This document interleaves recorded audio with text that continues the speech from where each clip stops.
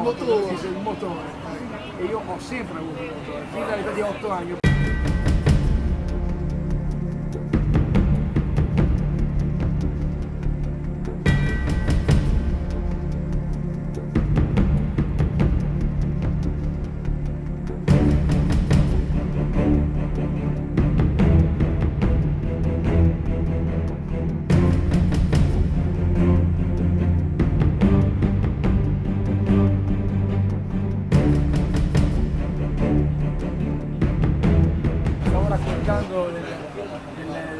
Dell'inizio della mia esperienza in marina è nata da una rivista, è una cosa molto semplice. Io non avevo idea di quella che fosse la vita in marina e in accademia navale, tantomeno in Vespucci.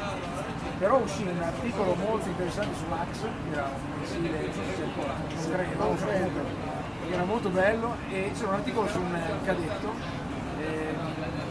E in queste 10 pagine di articolo su Max mi si è aperto un mondo, perché la vita sua in accademia era descritta molto bene, anche poi l'esperienza su Vespucci, per cui mi si è accesa una lampadina e ho pensato, ma forse questo qui è un posto che vale la pena esplorare o comunque quantomeno conoscere.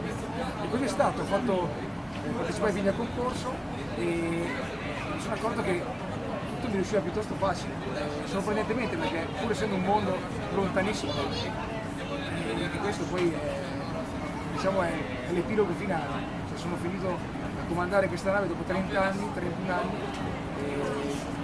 emozione che non mi sarei mai aspettato, che mi sono augurato per 31 anni, ma che alla fine è diventata la realizzazione di un sogno. Essendo di Forlì, immagino che sia andato leggermente controcorrente rispetto alle tendenze della Romagna, terra dei motori. Io ho sempre avuto il motore, perché da noi in Romagna non si dice moto, si dice il motore. E io ho sempre avuto il motore, fin dall'età di 8 anni. Mio padre mi fece la prima moto, il primo motore, quando avevo 8 anni.